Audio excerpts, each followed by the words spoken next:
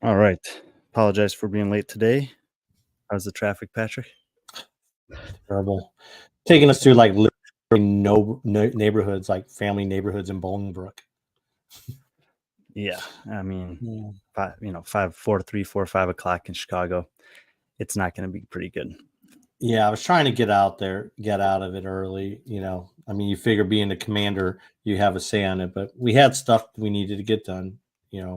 So, but anyways, we made it. Sorry, that we kept some of you waiting. So, Augustus Link, right off the bat. No sunglasses today. Sorry. Hello, Melanie.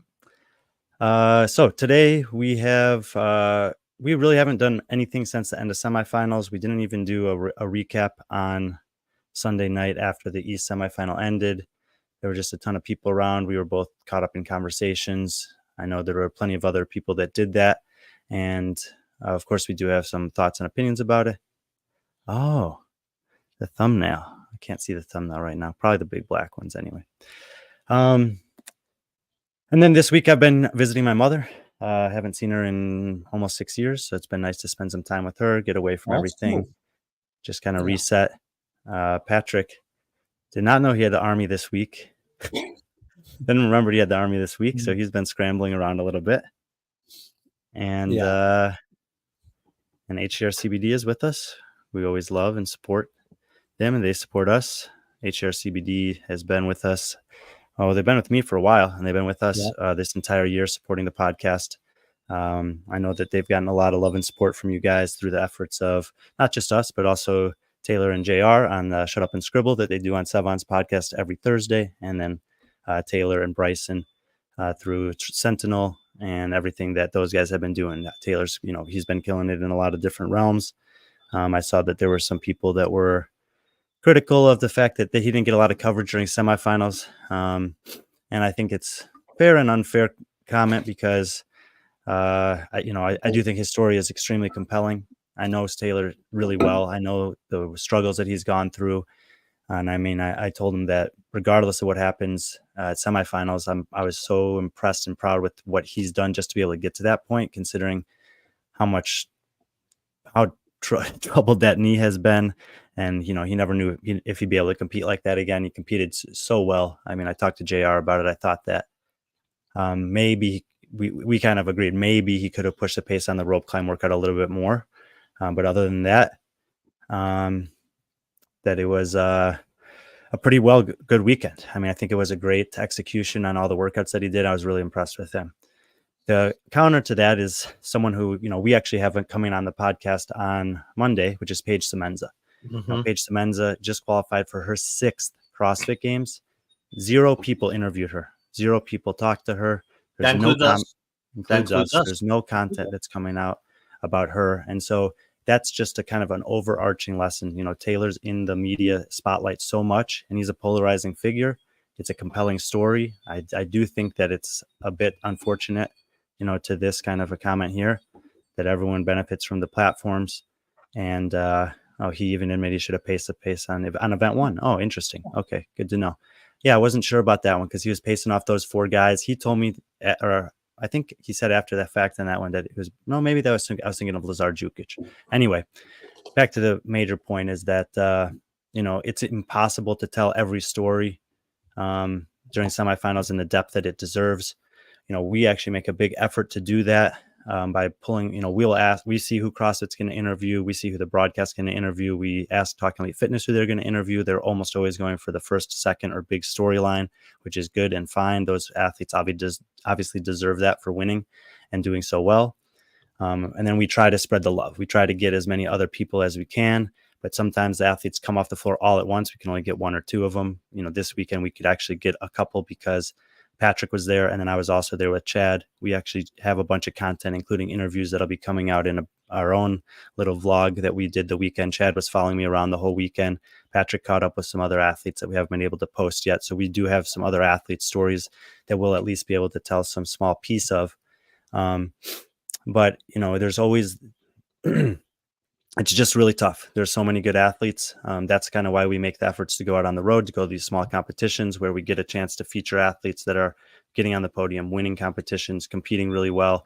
that we know when they go to the semifinals, they have a chance to kind of get lost in the shuffle of everything that's going on there.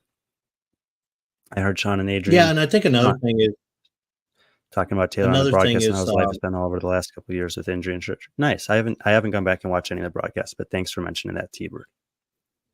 Yeah. But I also think that, and you'll see that over the next couple months leading up to the games, is like those athletes that we might have missed there. We'll get them later. We'll hit them when it's not so crazy, when they're not in. I really hate, like, we've dealt with this before with like Tia. Tia pretty much goes on like, a blackout during the during the game season, where she won't do any media, maybe selective media. And we respect that. And I try to respect that as much as possible on the competition floor as well. But some of these other athletes will come because they'll say yes, because they're not used to people interviewing them. And plus it provides an opportunity. I think the interview you had with Shelby was outstanding. She's another athlete that, she's been on Sevon once or twice, I think. But Clydesdale does a great job of that, especially leading up into the semifinals. He tries to grab athletes. I mean, he had Jack Rosemo on, and that was great. Actually, the clip he posted from that interview with the confidence that Jack spoke of, we referenced it in our run up to this, and we said, well, that's a tough field to podium against. I mean, Jack hasn't even qualified for the games up to that point in his career yet, so. But he came in with that confidence. He got a chance to go on that platform. He put that out there, and he backed it up on the competition floor, which is really cool. Yeah. So you'll see next week. I mean, if you go to our YouTube channel now, you'll see we have 4 interviews lined up for next week.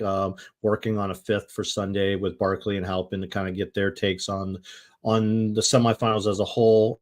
They all had different, unique perspectives than us. Barkley was, he looks at things from a statistical standpoint, but he also was a part of the broadcast to both North American semifinals, so he might have saw a different view, and he might be able to give us some insights on some things that was happening, in the broadcast booth. And Halpin was, everyone's familiar with Halpin's work, especially leading up to semifinals. I mean, again, he's kind of like us, and he's trying to recognize a lot of people under I guess underrepresented or not as much media. He did a great job with that by spotlighting and tagging a bunch of athletes. So all of them, all 280 individual athletes, which I've talked to him about it since, and he goes, I don't know if I'll ever do that again. That was a massive undertaking. And I had talked about before that in past years, I've tried to do something similar to that, to at least, but at least to give some, just the rankings or something to acknowledge that what he did was beyond that. It was like next level. Amazing effort, commitment, and you guys definitely responded to that. I've talked to him about the numbers of engagement, the likes, the follows, the increase in his audience there, which is cool because Mike, he came through the Instagram DMs a couple years ago, and we've been able to work together at a couple competitions, get him some opportunities, and now he's taken some initiative. Not only did he do that, but he hired our good friend Iron Castle to get out there and get some content for him to supplement the work that he was doing. And so we love all that stuff. Yeah. But go ahead. So we have some great stuff. We have interviews lined up with Paige on Monday, like you said, I think. And then we also have Amy Kringle, Harry Lightfoot, and who am I missing? Victor Hoffer's going to come on with Steve Fawcett, who is his coach from HWPO, just to help with some of the English there, but he wants to give it a go. So we got 4 athlete interviews coming up this week. Mike and Barkley are going to come on Sunday night to go over some of the new stuff that's going on with the rankings. So we'll have a pretty full week. This week, again, has been just a little quiet after a month straight on the road for me, and 3 weeks that it might have felt like 5 for PC because of his trip to South Korea. Yeah, exactly. All right. So Brian put up something on his Instagram. I will say his English and his understanding. It's like with most, like Roman's a good example. Really good at understanding, comprehending, not too confident speaking English. But Hoffer has really, like, since I last spoke to him in person, and you got to speak to him in the French Throwdown, but his English seems like it's improved so much. and it just shows you what type of. Yeah, and this, I mean, and this is the KT is Kill Taylor. This is, Yeah. that's an environment there where you could see it as intimidating, but there's a lot of people there, so Yeah. he can, if he doesn't want to say something, he doesn't have to. If he comes on, it's just him, and he's just the focus. It can be a little different. Yeah. Yeah, Summer Games, absolutely. I think he's already signed up for it. Okay. Julian, we're gonna talk about this on Sunday with Barkley and Mike Halpin. So we'll hold that one for then. Victor offers very nice recording. Yeah. Real good kid.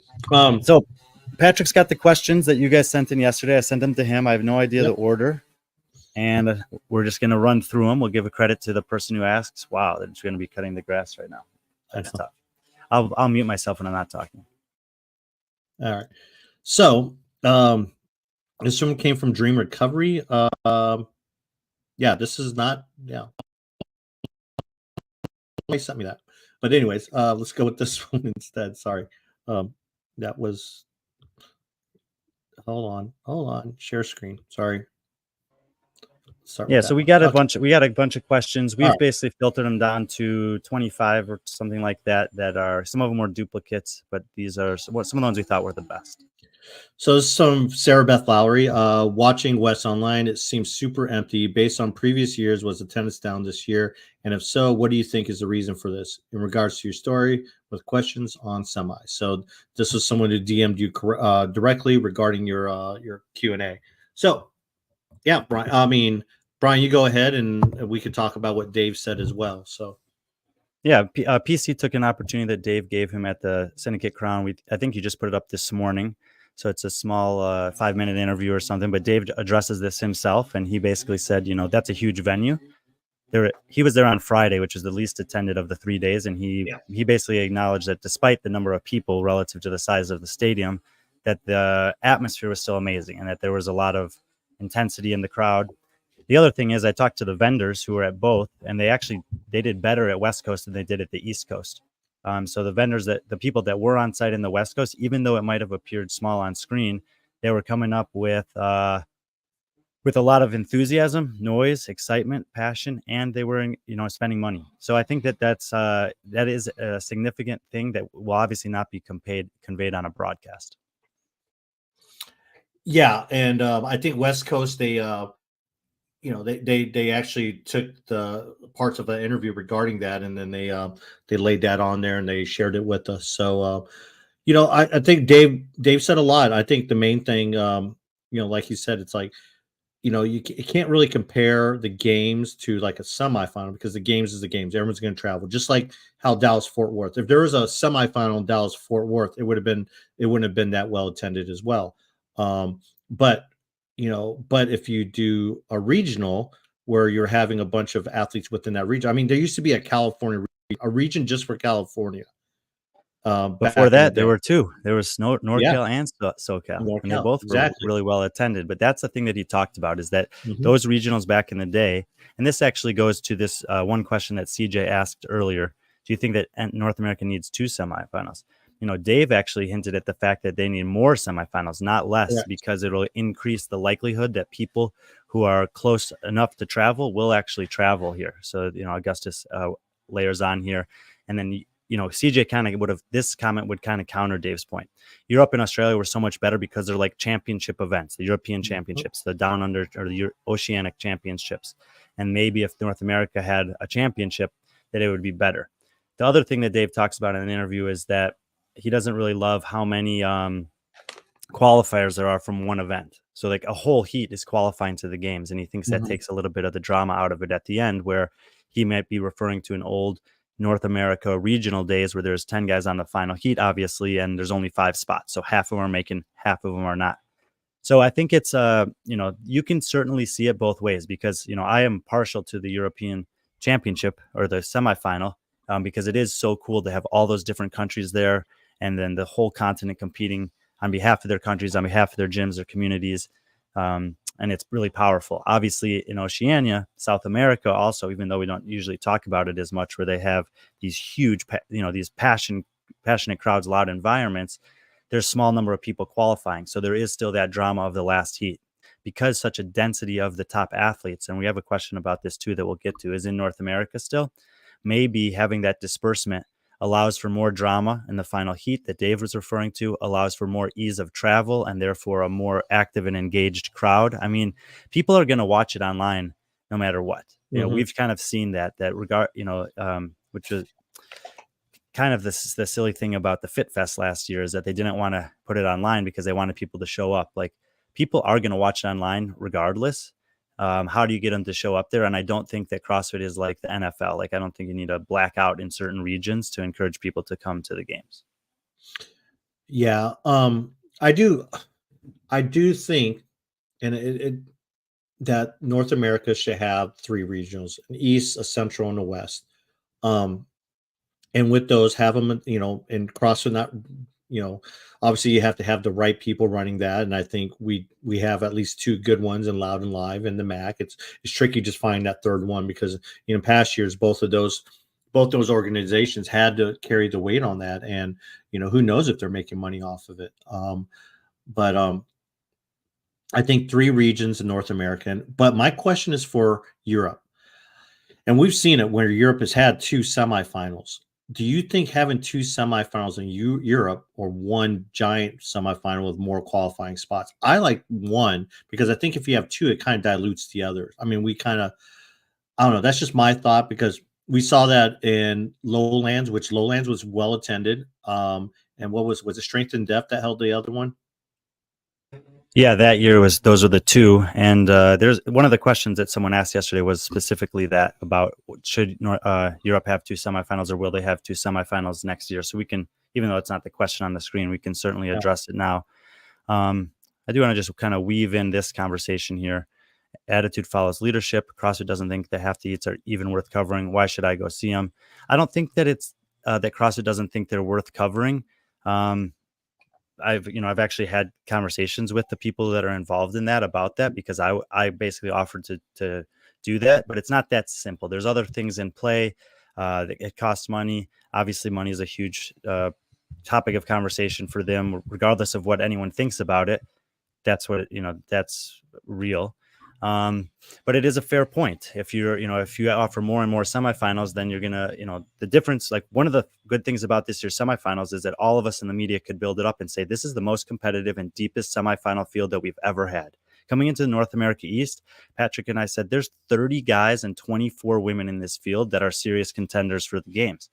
In Europe, there was a guy that I ranked 30th that made the CrossFit Games. Chris Ibarra, I ranked him around 20th. He made the games in the West. So there were guys that were coming in there that were like off the radar, or twice as many spots away in some people's minds who know these athletes well, and they were still relevant or pushing or making the games.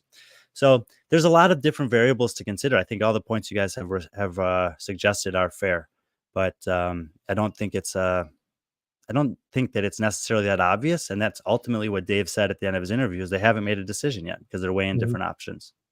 Yeah.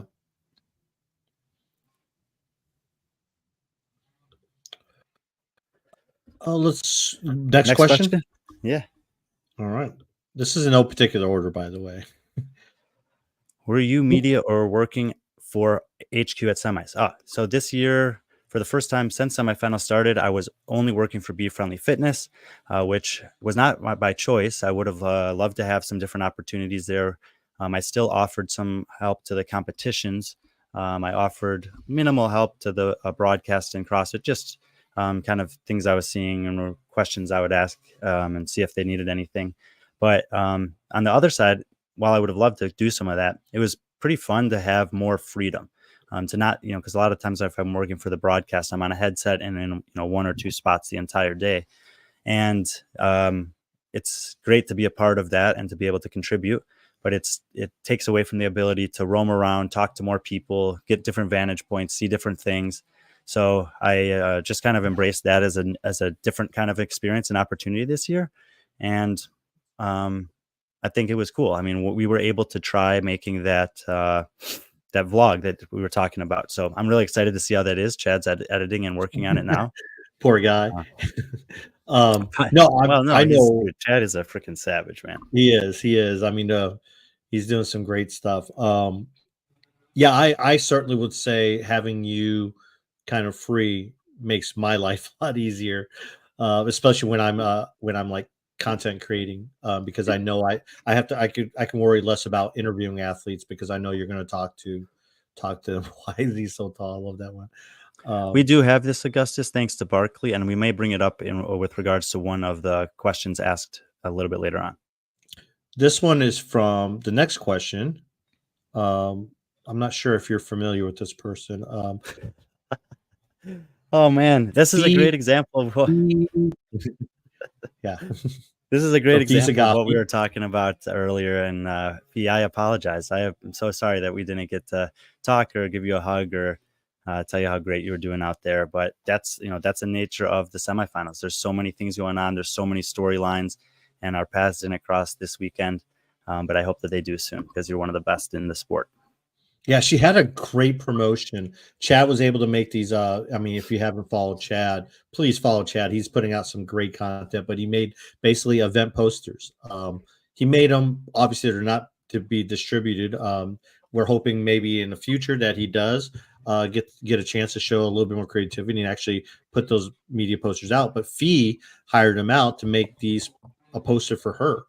And what she did is like she would hide them or put them out in the stands, and whoever found them, she would they would get like free Reebok gear through her sponsor. So I thought it was really cool. It's a really cool. Plus the poster. Yeah, plus the poster signed by her. So and people were finding them and reposting them. Some kids found them. It was a really cool initiative that she leaned in to Chad because of Reps Ahead. He had made some stuff for Reps Ahead Pro 2 down in Jacksonville that she was a part of, and she loved that. And then she had this idea to do that for people as well. So speaks to the quality of him, and then also the the kindness and thoughtfulness of Fee. Yeah, Fee, one of the best. Hopefully, we'll be able to talk to her. Maybe even I don't know. Maybe see if she'd want to participate or help us out for the games. She's going to be there, and she's just a great personality, great person to have. Here we go. Jason, we're going to get, oh yeah. Can you cross? Okay. We're going to get to this now, Jason. So we'll come back to this about Ghee in a second. Can you cross compare performances across different semifinals, noting differences? So this is a huge topic of conversation every year at this time of season, because clearly there's this year there's 7 different events going on in 6 different continents, different groups of athletes. There are some variables that we know are drastically different, such as event 1, the running distance. There's other differences that are subtly different, like the length of the field of play. So you might have seen, if you've been really paying attention to this stuff, that a high number of quote unquote world records are coming out of the West Coast. Now, they do happen to have some extremely good specialists in that field. I don't think that anyone was beating Colton Mertens on event 2 or James Sprague on event 3, no matter where they were in the world. But in a couple other instances, I think some of those times were, where they were a little bit closer to other times, may have just come down to the distance of the floor that they had to travel, specifically on the workouts that were a lot of transitions. Or the distance from the rig to the start of the distance that they would eventually have to traverse on a handstand walk or a lunge or something like that. So there's some small differences like that. But I think that the big picture thing, so Augustus apparently has done one of these too, which is amazing. And that Barkley did is still valuable. So do you have that available, Patrick, to look at? It's on his Instagram, right? It was definitely on his story, and then I asked him if he was going to add it to his link tree. But if you go on Barkley Dale's Instagram and account, on his link tree, there should be a link to the leaderboard. And he actually did a really, really cool thing. In the top left, there's something that's user friendly, where you can click a button that will show only the qualifiers, and you can click a button that'll eliminate event 1. So you can look at men or women, and then you can look at all of the athletes in semifinals, only the ones that made the games, and then with both of those categories, with or without event 1. And when you sort by that, to this point that Jason Isaacs had brought up a little earlier about Ghee, a lot of commentators and podcasts always give Ghee a hard time, but Ghee was extremely impressive in these semis. Not a question, just happy to see him do well. He did actually score really well relative to the rest of the world. So did Kalian Souza and Bruno Marins. And I would say, I don't think that Patrick and I necessarily give him a hard time, but we have, we've obviously acknowledged that the semifinal stage of the season can be difficult for him because of the minimal number of spots that they get, and that one workout can be highly punished there. Augustine Riquelme and Kayike Cerveni were victims of that this year, the same way that Ghee was the year before, where they had a really bad workout and they were never able to get back into a qualifying spot. Now, there was one extra spot this year, and so I thought that would buy someone who is as talented and good as Ghee a little bit of leeway, but he didn't need it. He crushed the competition. The other thing that we often say about the South American athletes, and it has been true historically, is that in general, they perform better online than they do in live competition. This year, they did really well online again, but those three guys did really well in live competition. And their scores on that reflected it. Do you have anything to add to that, PC, about? I mean, I think Ghee is a hell of an athlete. There's no denying that. In terms of like other people giving him crap, I mean, I just really think there's only a few of those, and they said he's good at one thing. Well, no, he's good at things. And he's obviously fit. He's just not fit as some of the other people. I mean, you can't say. I just find it kind of like disappointing when you can say, be a fan of a certain athlete. Like, all right, who do you think is going to finish higher at the games, Austin Hatfield or Ghee? Yeah, it's a great question. And based on his track record, Ghee Maieros only has, in the only 2 real years that he competed at the games as an individual, he was 7th and 10th respectively. Yeah. His scores at semifinals reflect an athlete who's top 10 or top 15 in the world. And, the way that you end up in the top 10 at the games, like when you have some clear deficiencies like he is by being really good at multiple things. Yeah. And that's why he's got a number of event wins in only a few years competing there. I think what we saw from Austin Hatfield this weekend is that the guy has a tremendous amount of potential. He's clearly strong. His running ability is good. He did get exposed in a couple things relative to the deepest and most talented semifinal field of all of them. Obviously, there's got at least 3 podium contenders in that field and potentially 3 championship contenders in that field. And he did well. I mean, he stayed in contention and in a qualifying spot from beginning to end. He was there after the run. He never left the qualifying position. I thought that there was a chance that he would on the final day. I kind of took a bold statement and put out 4 names that I thought could fall out of contention in the last day. Of those 4, he was the only one that stayed in contention. And he really did that on the back of solid performance after solid performance. Even in the final, he got a no rep on the last lunge section. He walked the dumbbells back, turned around, and did that lunge section again without dropping them. And you guys could go back and probably just reel off 10 names in your mind of people who got a no rep on that last section, and it demoralized them and crushed them, and they collapsed. So there's beyond the physical, there are, competition and mental strengths that he has that are, very commendable and suggestive of a high potential. But in this year, based on what he's done so far in his career and this weekend compared to what Ghee did this year and what he's done in his career, I think it would be practical to bet on Ghee over Hatfield at the games. Yeah, and again, I'm not putting anything against Austin. I mean, I think he definitely has top 20 potential. I don't think he's top 10, but when I think Ghee is, and it's not just because, he may have a home run here and there, but he'll have a bomb. But then everything else will be a middle. That's why he finishes so high. He's finishing in the 20s, the 18s, the 15s. He's gathering some of those. He's not finishing dead last in too many events. So I mean, again, we talk about the true test of fitness, and the guy is fit. He's the fittest in South America. He's been the fittest in South America for a long time. He's got people on his heels, which is great. Maybe that's what he needs. He needs those people to kind of like motivate him. Oh, good. You found it.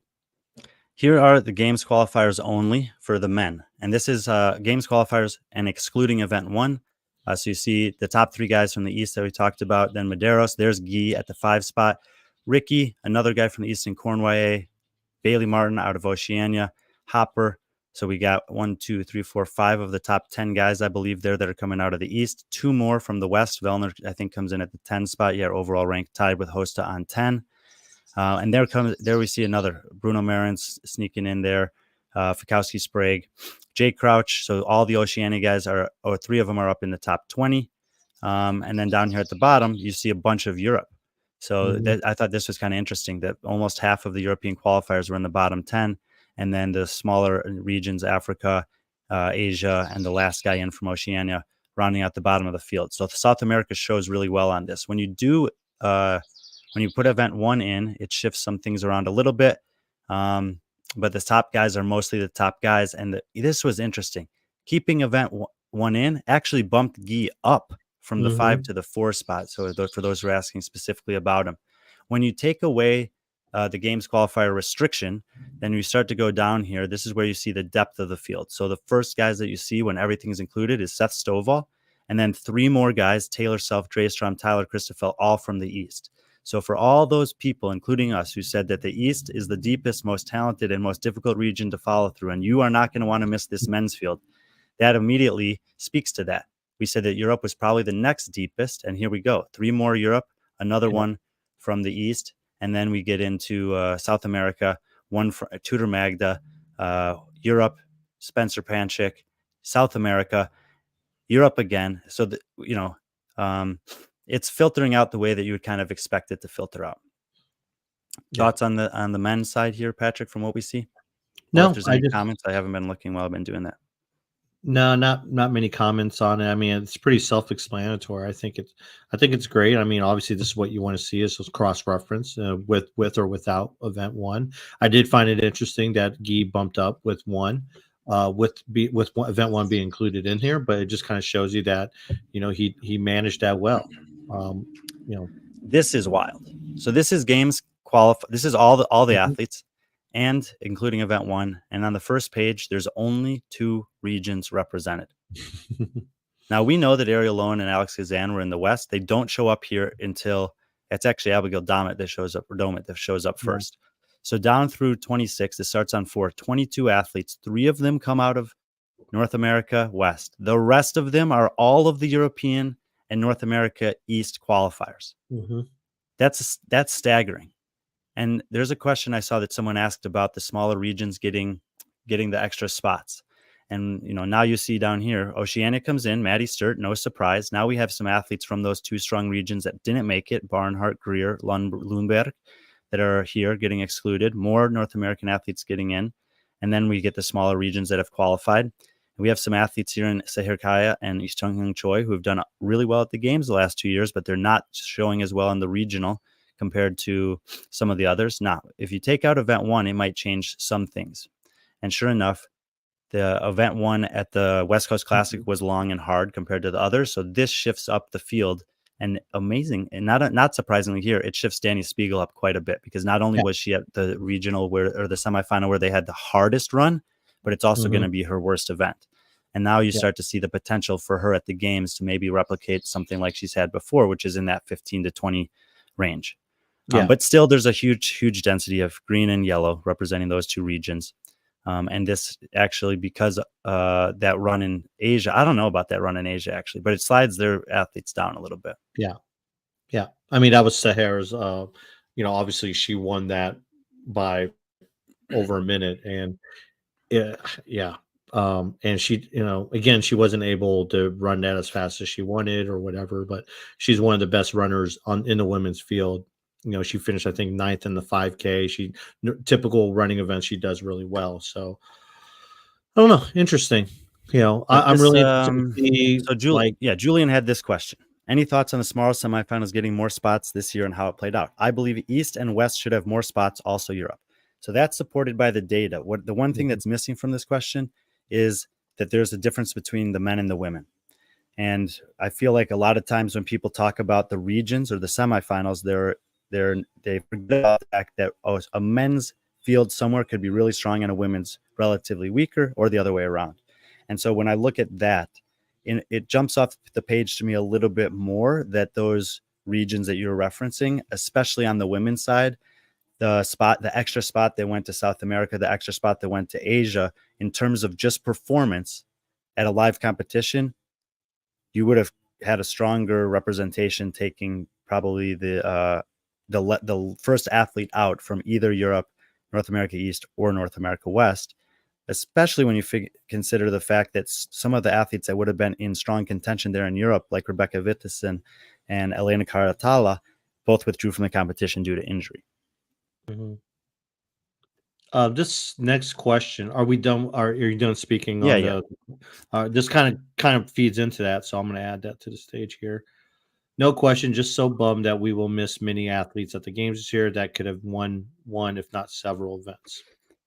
Yeah, so this is a great this is actually a topic that I've talked about in the past. Like, I love the idea of having people at the CrossFit Games that can mix it up, that can scatter the leaderboard, that can influence the top 10, top 5, top 3 in particular workouts. It's one topic that we've talked about in relation to the cuts, is that if you cut the field down, then on the last days you may take away from the opportunity for some of the athletes, from whoever they happen to be, who may have that home run potential, that potential to middle some people and cause more separation towards the top of the leaderboard, make the race for the podium spots or the top 10 spots more compelling by having those great performances on the last day. And we've done episodes in the past on this show and on other shows that highlight some of those performances. Zach Carcetti is a great example. He actually won Redemption, the final, in 2016.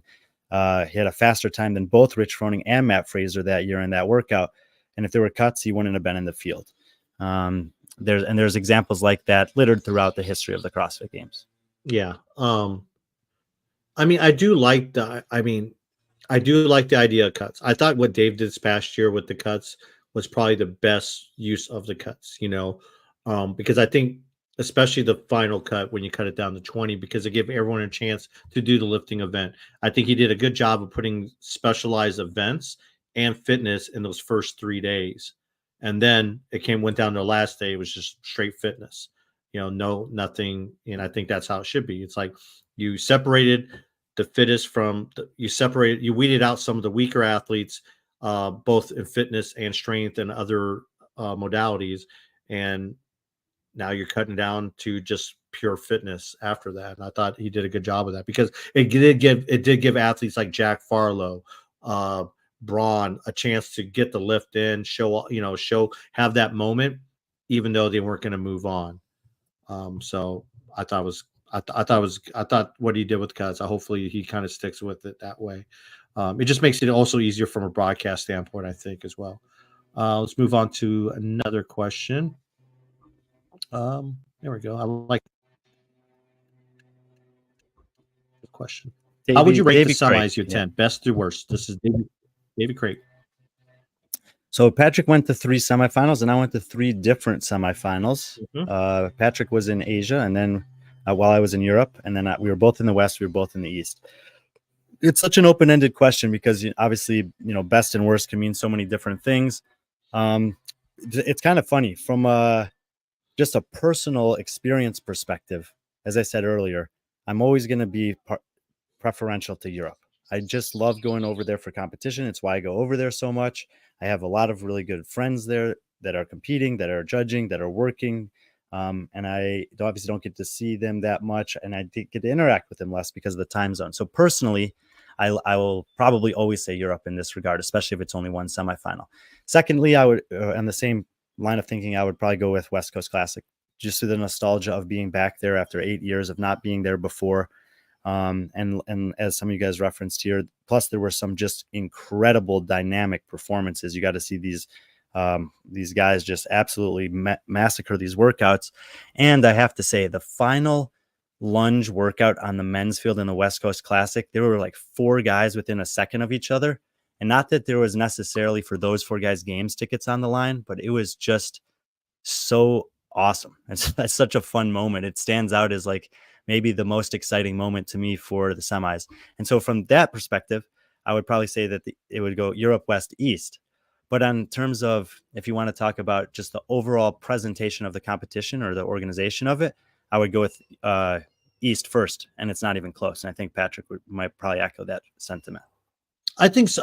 Well, I guess if you just ask me flat out, no criteria, if I had to rank them, I mean, not just like me personally, that includes like just overall, not just looking at the competition, but like, everything. I would probably put my Korea trip as one. I wish I would have more time there, because one, I had some personal interest there as well. It was a new country for me. I was able to experience, there's so many people that came up to me and was so thankful that we're there, that someone from the West, someone from the United States came to cover their sport.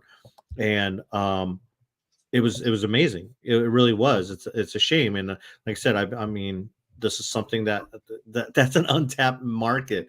It's growing, and then I would probably put East, and then unfortunately West, but not because it's the worst. I'm just saying they're just all different in some way. But um, yeah, I just And so, I think I really like this comment from Jason. Europe for women, North America for East for men. And that is probably referring to like the yeah, competition specifically. yeah, And, and I love that distinction based on what we said earlier of recognizing that there can be different things going on there.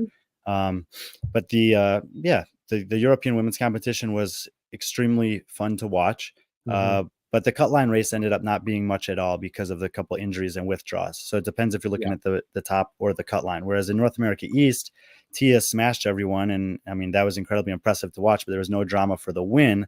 But the mhm. cut line was as dramatic as it could possibly be on the women's side with the saddest result that you could have possibly imagined, which, that's For sports and that so happens, many but it's athletes. dramatic. Yeah, Well, for a lot of athletes, it was close. And for some athletes, it was a great day. And then yeah, for some, it was a heartbreaking day. But that's what I was actually talking with Marconi that day. And I said, this is the day of heroes and heartbreaks. And like, yeah, that's what's going to happen on the semifinals. yeah. From the broadcast perspective for people at homes, CJ goes Australia, then Europe, Copa East, and then West. I think that's what he's saying. So I Yeah. haven't watched most or any of the broadcasts, but that's a perspective that we don't really have. Hopefully Laura can do something about Tia. We'll see. I mean, Tia got 594 Mhm. out of 600 points. So that is incredibly impressive, incredibly intimidating. And if you are trying to find a dramatic storyline for the overall win, absent of the fact that she's doing it a year after giving birth, there doesn't seem to be a lot of drama there. I mean, there's no weakness. Yeah, There's no and weakness. the one weakness that we've really been two weaknesses that we've been able to identify when it comes to Tia are handstand walking and echo bike, and she's basically smashed both of those this weekend, Yeah, especially relative to what she's done in the past. she's improved. I mean, we kind of saw a sampling of that at Rogue, where in that handstand walk where she did really well. I think she finished third in that one. I have to look, but that handstand, Danielle won that. I think Tia finished third in that, and she looked Yeah. fine. It looked really good. I mean, and so to kind of see her on that stage, it was I mean, she just doesn't have a weakness. And she has like events she's not as good as the other ones, but those are still better than 99.9% of the field. So, another Yeah, question. This is from it's yeah. Next question. Ilya Vronovs. Perfect. Yep. Thoughts on training camps and the results. Feels just like an overhyped thing to sell stuff. Ooh, I kind of disagree with that, but Brian, you go ahead. We have actually done a little bit of investigating here, so I'm going to try to share this with you guys. It's okay to share, right, Patrick? Yeah, sure. So because people often ask about this, and we were curious ourselves. Here we go. So we got a little diagram here that'll show you guys the camp and the coach for the athletes. And if you do this is just individual athletes, and we are still waiting for some. But for example, if you search HWPO, they'll have 8 athletes out of 80 that are represented. If you search Mayhem, I think it's 13. We might be missing one. They told me they had 14 individual athletes. So like I said, we're still trying to figure it out. And so that's 25% of the field between those two camps.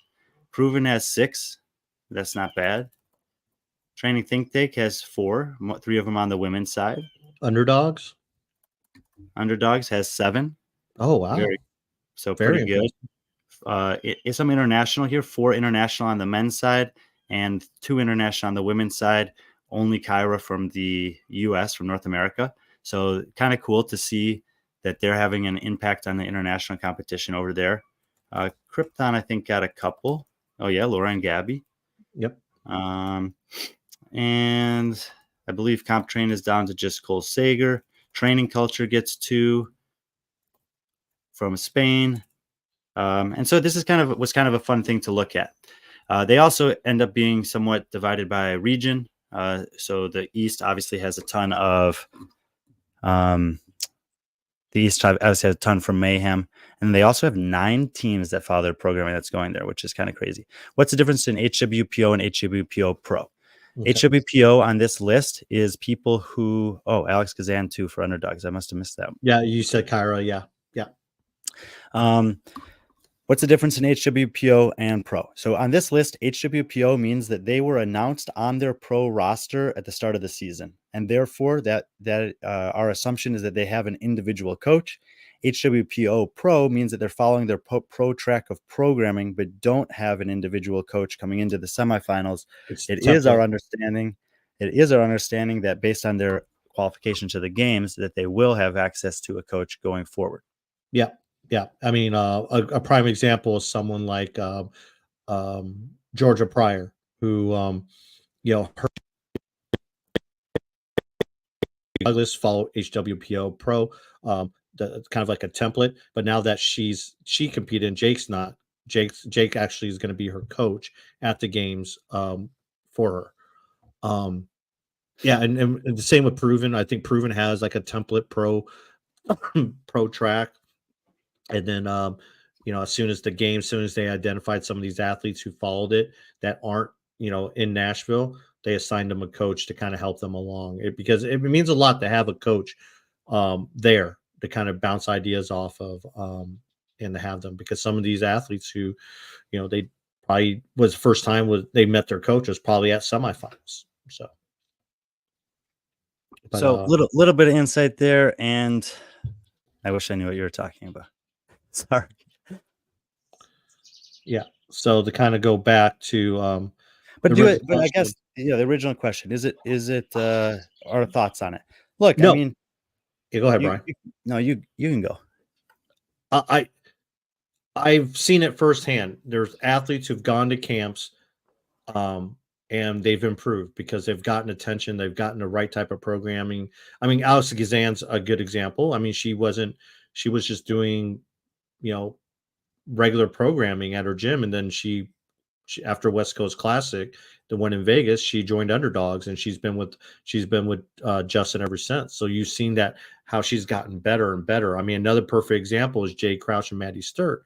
They were getting individualized programming from drawing a blank. Rob Forte. I mean, their coach was there.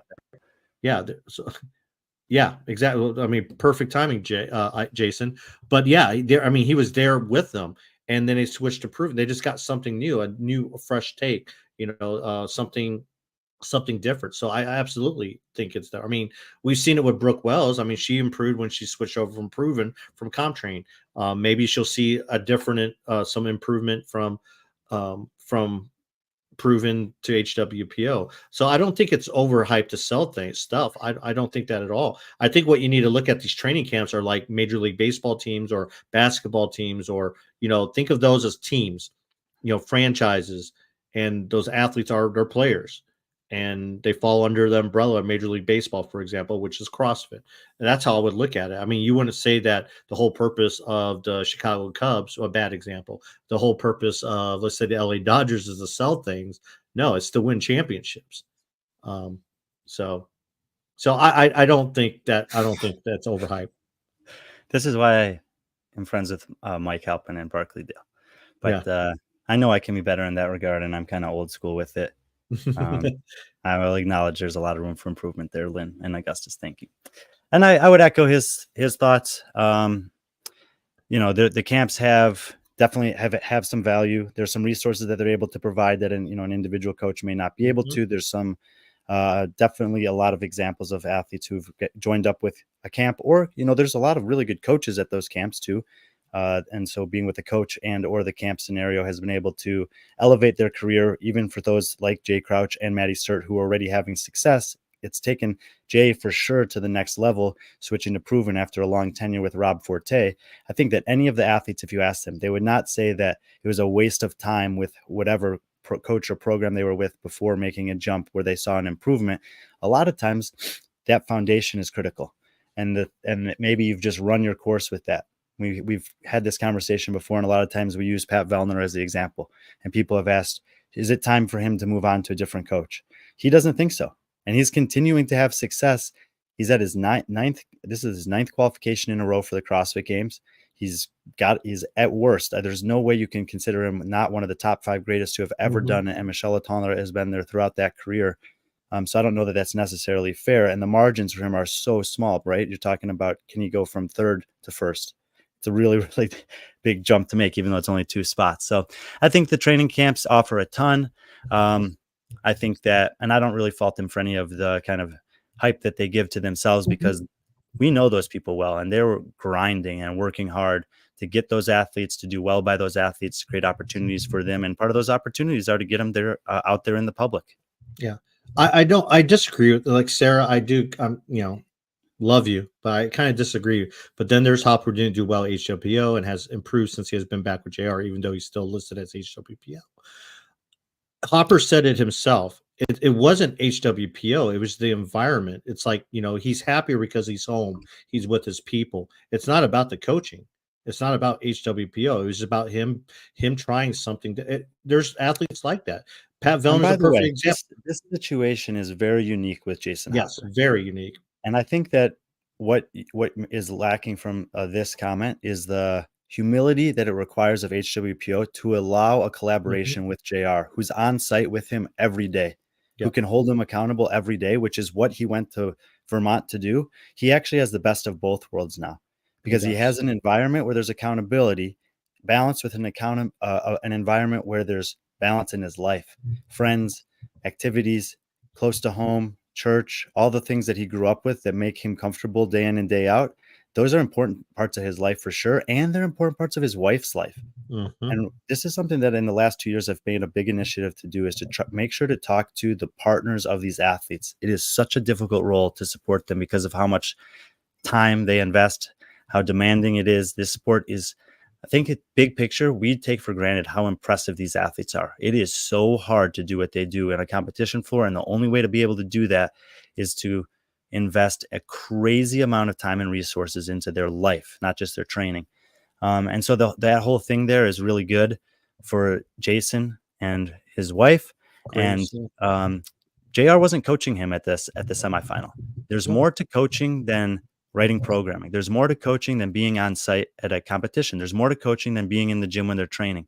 And so Jake Marconi and the guys from HWPO, in collaboration with JR, have created an opportunity for him that is, I think, optimal.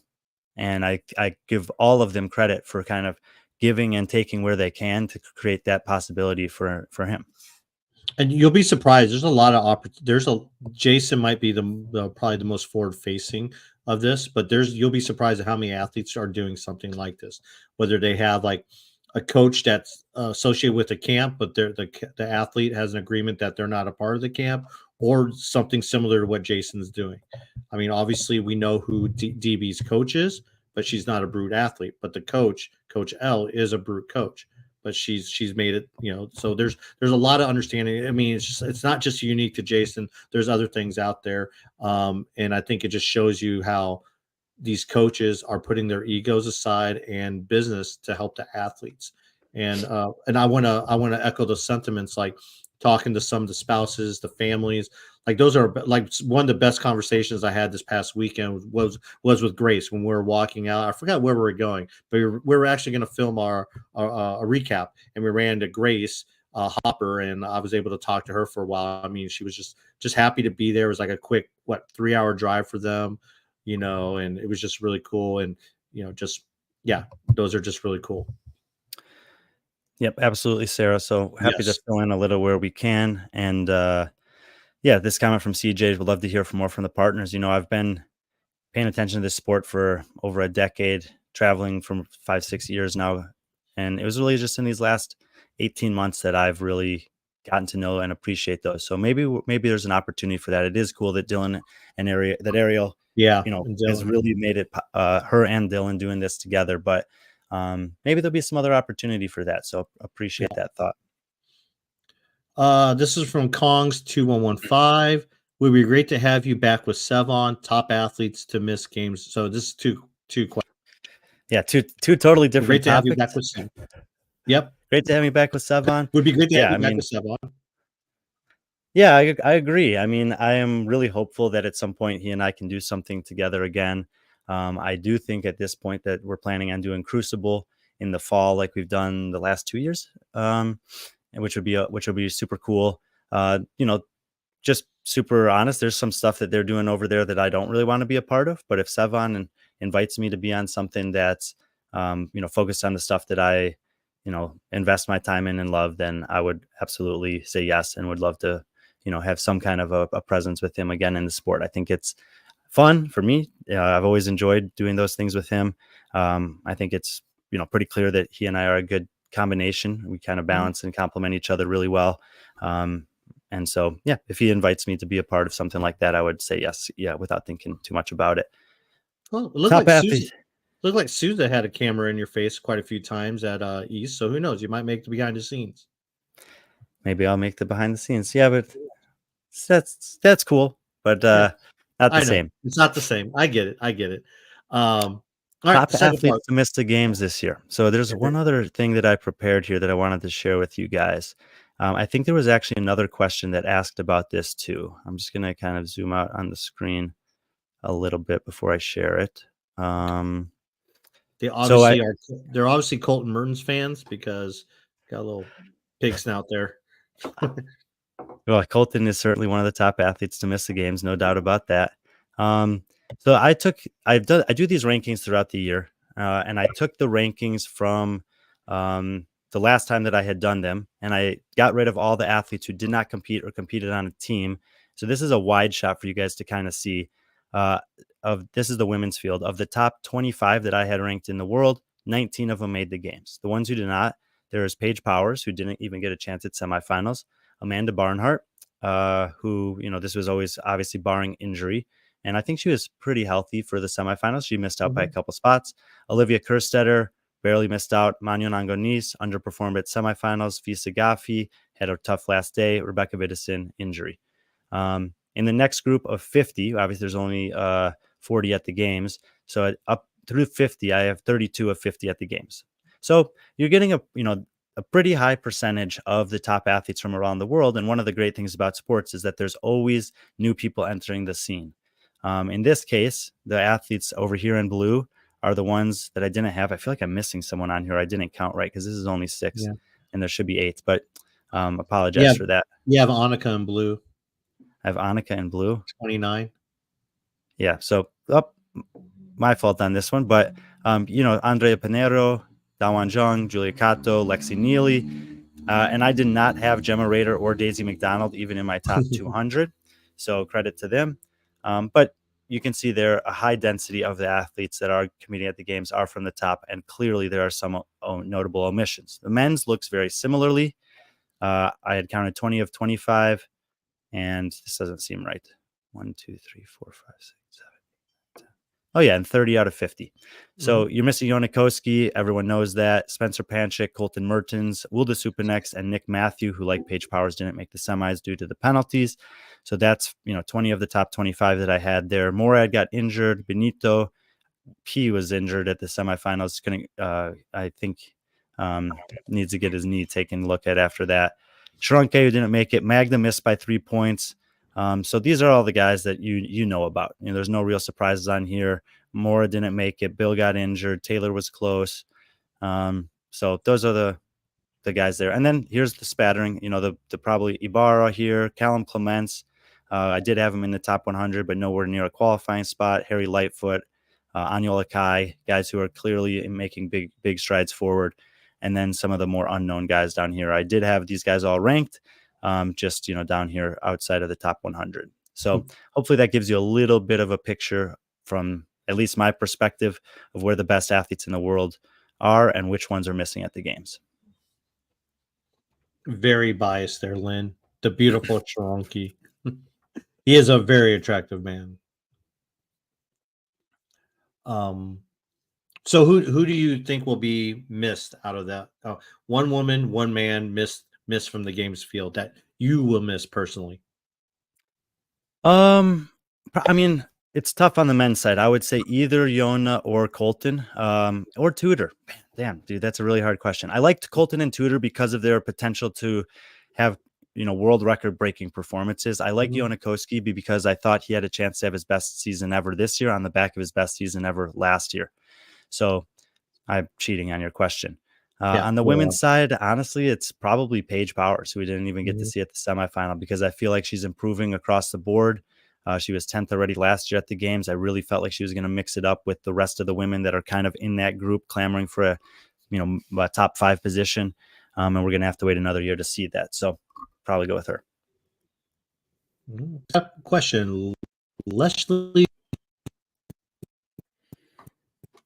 5. Now you've seen everyone. Who will win in the men's field? You haven't seen Ricky. You saw, in person. But yeah, good question, by the way. Great question. I've been avoiding this question every chance that I get the opportunity to. Patrick makes the point that I was going to make off the bat, which is if you're talking about men who can win the CrossFit Games this year, I did get to see Jeff. I did get to see Roman. I got to see Dallin, who I feel like we have to put in the conversation. We got to see Vellner, Medeiros, Fikowski, and I did not get to see Ricky in person. I think Ricky's getting more votes than anyone on the Spin Media poll to win the games. I think that the programming at the games lined up super well from last year, and he would have had a good shout to win. But if I had to pick right now, I'm going with the champ. I'm going with Adler. I feel like what he showed me this weekend, even though Dallin was only 3 points behind, even though Roman was only 6 points behind, keep in mind the thing that people have been saying. I don't remember if we have a question about this year's semifinal. It favors the big athletes. It favors the power output athletes. Adler is neither of those things, and he's still won against two of the best of those in the world. I do think that everyone's coming for him. I don't think it's a guaranteed thing, but I'm going to go with the champ. What I saw from him this weekend is similar to what I saw from Tia. The things that I was most curious about, how much he's improved, it was obvious that he's improved, and specifically on the machines. Machines are a part of this sport. He's the best runner in the field. He's the best pure weightlifter, I would say, in the field. Not the strongest, but pure weightlifter. His gymnastics are impeccable. There's no skills he can't do. And I do think it's possible for him to lose, but I think it's a tall task. You're forgetting a name in there. Who am I forgetting? Justin. I said Justin. I said Vellner, Justin, Fikowski. Oh, you did? Okay. All right. Because I really I listed 7 names 7. of guys that I think have, and maybe Fikowski's not one of them. I don't know. But I think at least the other 6 guys you could say have a serious chance to win the CrossFit Games this year. And I would not think anyone silly or foolish if they picked any of those 6 guys. Okay. This next question is very similar to what you just answered. So it's putting you back on the spot, and you can't answer with the same people you just put out there. Okay. Which athlete would be the best at Frisbee golf? Well, I know that I actually am really, really hopeful to play with Ioannikowski this year in Finland. He wanted to play last year, but it didn't work out with my schedule on his. I know Moritz Fiebig plays disc golf. I know Pat Vellner has played in the past. And I feel like it would probably be one of those 3 immediately because of their experience with it. But if you just think about just athleticism over time, I feel like if you gave Ricky a chance to play, that he might figure it out, and he might ultimately end up being better than all of them. I agree with that. Ricky's one of those just free, you just you can pick up anything. Like he picked up golf, and now he's a fairly decent golfer. He's just very athletic, and I think that just says characters to just his upbringing and just be able to I think you could give that guy a football, he'll figure out what to do with it, a baseball, whatever. So, yeah, I agree with that. But what about the women's side? For disc golf on the women's side, I haven't played with nearly as many. I've only played with Lena Richter. She was quite good for never having played before. I also feel like Alex I think like Paige Bowers or Alex Gazan. I was gonna say Paige Semenza, actually. Oh, I don't know why. Yeah. Just an athletic type that might be able to pick some stuff up quick. I do like the Gazan pick. It is a little bit of a hippie sport. She gives off some of that hippie vibe, so maybe she got some Frisbee in her background. But anyone who wants to play disc golf, I played with my mom today. She was impressive. I was very impressed. 61 years old. She got out there and got after it, did great. And anyone who wants to play disc golf, they're more than welcome if we can find the time. All right. Hippity Hops had another question. Who decides the commentators? I'm assuming for the semifinals and for the games. Yeah, this changes depending on the year and the structure of it. But I think that when the CrossFit Games YouTube is hosting the commentary, I think it's the CrossFit Games team to some extent that decides that. I don't think Dave Castro gets involved with that sort of thing. I think that's well below where if there was something that he thought was egregious, I think he might intervene. But otherwise, I think there's probably other people that are left to decide that. I know that there are people who've been in positions that were specifically CrossFit and related with broadcast that are no longer there. So this feels like it's consolidated more to their general media team this season than maybe seasons in the past. Okay, hold on a second here. Hip hippies hop. Some other hippity hops. Let's see. Oh, that's not right. Give me a second. Shoot.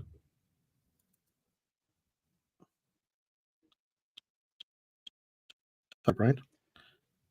I got it now. All right. I'm in suspense. I know. We kind of talked about this earlier. 2 regions in Europe in 2025. Thoughts on that? Yeah, similar to what I said. I mean, the European Championship, the semifinal, the one is incredibly exciting. 2 semifinals in the past has been compelling also. But I really think it comes down to the qualifications. If there are not more than the number of qualifications that they currently have, then I guess I kind of disagree with Dave on this. Like if there were suddenly 14 qualifications in Europe, I would say we should probably have 2. But if there's 10 or less, then I think I'm okay with 1. Okay. But next question. This is from Trent Kane, 22. Thoughts on Khloe Gavin David's performance? She flew under the radar all weekend. Have we put her interview out yet? I think no, because Chad, that was going to be in the vlog. So yeah, I don't know. So Khloe Gavin David, if you guys watched our preview for the North America East, the quote that I said about Khloe Gavin David, I think she was the last person on the women's side that I talked about, and I said she is an athlete who has the chance to ruin people's day. And I actually told her that I said that. She laughed at it. She's only training an hour a day. She's working full time. And but the last time that she was in an individual semifinal was 2018 at the East. I was there with Sevon, and we watched her on the last day sneak the last spot and bump out some good athletes. And going into the final, we identified that she was still in a fighting spot. She crushed heat number 3, and I immediately was like, "Wow!" I told Chad and Patrick at that exact time, I was like, "You did. She might have just done that." But we'd already talked to her. Earlier in the day, or I think it was earlier that day. We spoke to her after the handstand walking event, which is obviously a great skill that she has, one of many. And the interview that we have with her will be part of the vlog. Hopefully, if it's not, it needs to be. So yeah, definitely off the radar for most, not off of the radar for us. Yeah, she was. She was off the radar for me, and I think, it was just a lot of good energy. And then at the end, we're talking, and she just felt she was still like in just disbelief, but also she could tell she was really sad for someone like Annika and Erica Folo and some of the other athletes that she got in, at their expense, especially the Canadians. So, she's kind of looked up, her and Prevo are kind of looked up to by the, they kind of see themselves as like older sister figures for the Canadian athletes. And I think it was really sad, but at the same time, they'll have their chance. They know that, and it was great to see Khloe to kind of just shine. And those reactions you saw from her, which I was going through photos today, those are genuine. She was completely shocked and surprised. She was just out there just to have fun. She likes competing. She just doesn't like all the training that's involved with it. But HGRCBD. Every other major sport is expanding the playoff field because it engages more people. They are not dummies. This is a great point. For me, it actually kind of dilutes the regular season because So many people still have an opportunity in the playoffs when you're talking about sports like the NBA, NHL, even the NFL, Major League Baseball, especially. These are long seasons. And then it's like so many people are still in contention right at the end. It's like, I don't have a lot of interest early in the season. But every sport is going to be heavily focused on the playoffs and the championship event. So keeping more people relevant for a long time is something that other sports are leaning into. And we've done the opposite. We've reduced the number of available spots in the semifinal or qualifying stage to the CrossFit Games dramatically over the last 10 years. And so maybe that will trend in the other direction. The big counterpoint to that is that in those sports, there's a huge revenue boost from playoff games for the broadcast on site, the teams themselves, the stadiums that hosting them, like those are their money making. So having more meaningful games at the end of the season is great. Having more meaningful CrossFit competitions, for the most part, these qualifying stages to the CrossFit Games are not profitable almost for anybody that's involved with them. And so that's where I would kind of push back on this and say that until we have a model that's producing consistent and meaningful, profitable competitions, that it's even though it's engaging for more people, it's a difficult sell. Next question comes from let's wait. I tagged that one. Let's get through the okay, we'll go back to those. This is from our buddy Will Plummer. Okay. Ooh, most impressive performance on Prevent 3. For me, even though I mentioned that James Sprague has the world record and it was awesome to watch that, this is Emma Tall, and it's Emma Tall running away. I went back to check because that was the first name that came to mind on this one. And she did have the best time in the world. I think she had the best time in the world. No, Alex Kazan might have beat her, but Alex Kazan was expected. Emma Tall, I was not expecting to dominate the field the way that she did. They also had the largest of the 3 major semifinal fields. And it was at that point in the weekend where I was like, okay, Emma Tall is definitely healthy. She's definitely here for the podium battle, which she ended up winning over Karen Frey for the 3rd spot. And she's now put herself firmly in the conversation for top 10 at the games. Keep in mind, she was 11th last year. Yes, we have Haley Adams back, but we're missing a couple others, including Emma Carey and Paige Powers, who are ahead of her. So Emma Tall and in event 3, and Emma Tall, do not forget about her as we get towards the games because she's got top 10 potential. Mine was Will Leahy the 4th. Oh yeah, can't argue with that. I mean, he's just impressive for what he was on his way to setting a world record, and just to do 7, including because he got a no rep, 7 additional box jumps with basically 1 leg, and then it was the most impressive and also the saddest because exactly. It really was. He was in this position to not only have the record, which maybe James would have beat that time. I believe James would have beat that time anyway, but that's irrelevant. For Bill, he was on this path of a Khloe Gavin David, where he was, I think, about to mount his charge the same way that Victor Hoffer did, the same way that Khloe did. And I think that if Bill stays healthy, that he is at least a 50-50 chance to make the games from that point in the weekend, despite a slow start. Obviously, he's got a ton of intrigue. He's very popular. Yeah. He's been more public this year with his work with Andrew. And so that was a bummer. And that's, you can't, you absolutely different kind of impressive, but no arguments for me on that. Yeah. We're already in, but I wanted to throw it up there. David Petrie's why did Carson have little audience? We kind of already talked about that. We already talked about that one too. Sorry. I don't think we did this one. This comes from our boy.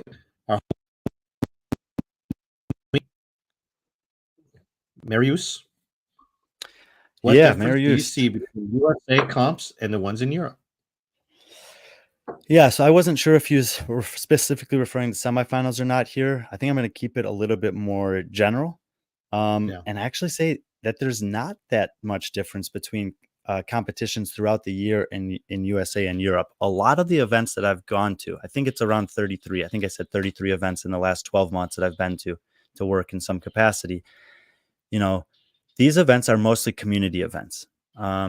The big events like Rogue or the Games that have a really specialty group of athletes there, those are different. But the community events in Europe and the community events in North America are actually quite similar. And what I mean by that is that every heat that's on the floor, there's an engaged audience that's watching the heat. And that I think is a really important thing to bring up, because it speaks to what we were talking about earlier and to what Dave was talking about in the interview that you did with him, where when you have events that are regional, like regionals, which means that there's a large group of people that are traveling there to compete, you're going to get a large group of people that live in the region that come there to support those athletes, whether they're teenagers, masters, teams, or any level from scaled all the way through RX, Elite, Pro, whatever you want to call it. Then that's very similar. I also think that there's now one thing I will say is maybe a little different is the overall structure of how competitions are run. And this is like, I feel like I could talk about this for a while, and I don't know how much we wanted to hear. We've been on for a while, but the reality of the sport of CrossFit is that CrossFit Games invented the sport. And so for several years, that was the only thing we knew. And that was the blueprint for how to do it. I think over time, to speak generally, that North American CrossFit competitions have stayed with that model more, and European CrossFit competitions have taken more risk to try different things, in some cases for the better, and in some cases not, but at least they've tried it, learned from it, and then either gone back to something else or tried something new. So that's a big generalization, but overall, I would say a lot of similarities. And if I was going to look at something different, I would say Europe has, in general, tried more new things that are a little bit different from the traditional models. And this is, again, it's such a big topic, but I mean, this comes down to the way you broadcast, the way the floor is laid out, the way that a medical team is organized, the way the volunteer team is organized, the way that the judges are structured, how you have the floor layout plan. So big topic, good question. And those are my general thoughts. Marius, get better. He's sick right now. If you Falling Truth Films, he's one of our guys that, he'll be with us at the games. The guy's just a genius when it comes to making the videos, making edits. So give him a follow. He's part of the B.Friendly team. We're excited to have him on board for the games. We're lucky to have him on board for the games. Yeah, he's the one that did the semifinal highlight video that's like 5 minutes long. Yeah, give him a follow. Here we go. Rory, should there be more places than for the CrossFit Games? Should there be more places than 40 Dave, at if it was the up to CrossFit Dave, Games? Yeah, if it was up to Dave, he'd have less.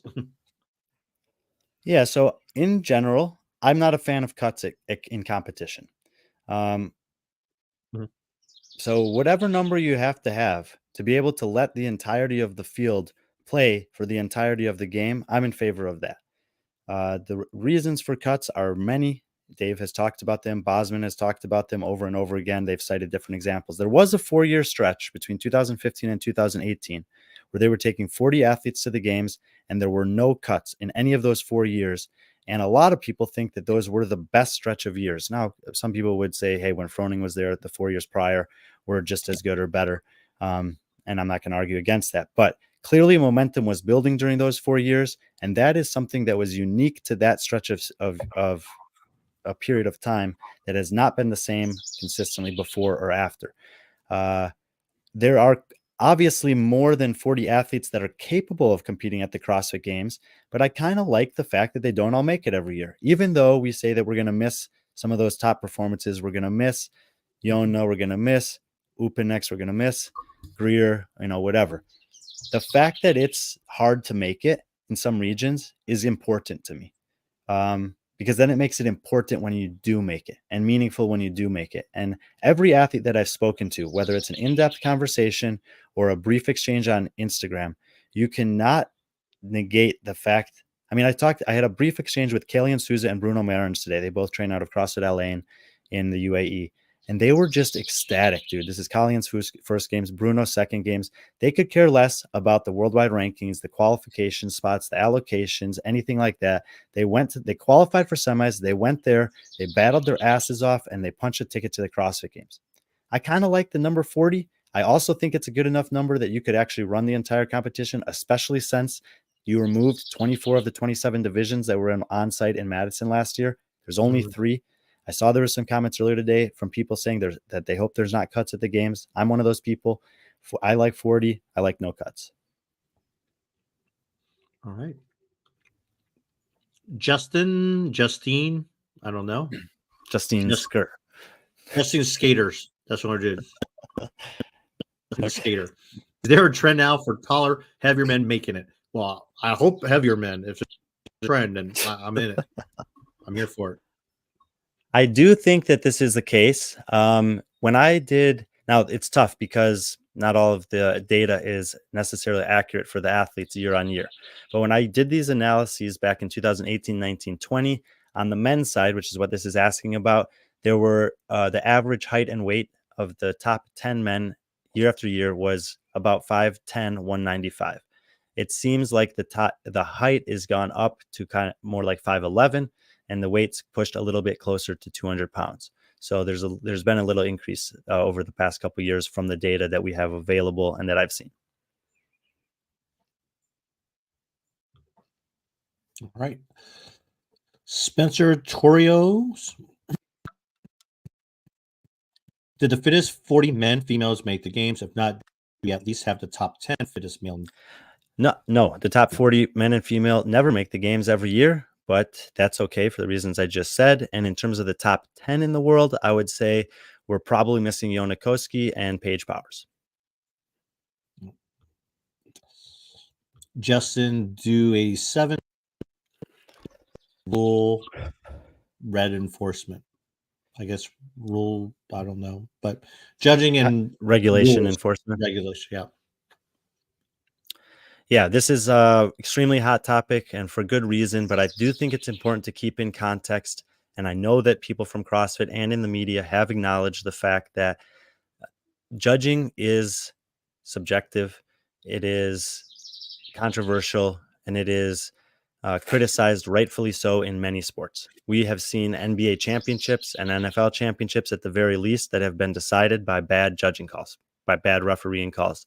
There's an entire page on Instagram that's dedicated to one umpire from the MLB who makes terrible calls over and over and over again. Now he just retired. Or was forced to resign last week or two. Yeah. But either way, those are examples from other sports of the same problem being prevalent with a lot more on the line than CrossFit athletes are playing for the most part.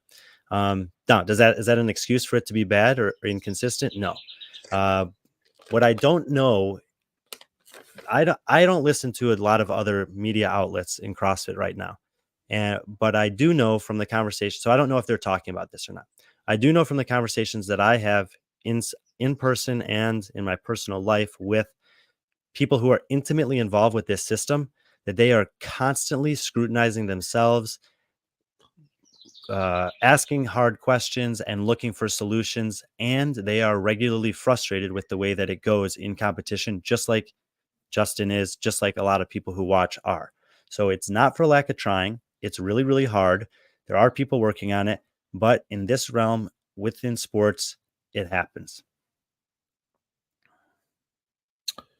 I do think this is a decent point from Lynn on judging. CrossFit should just release a movement standard list, and it would help both athletes and guys and affiliates train using proper movement. So yes and no.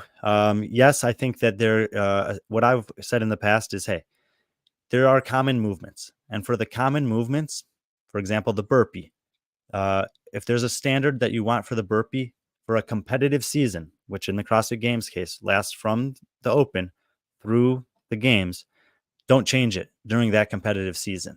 And if you do change it, then change it consistently and with an explanation as to why.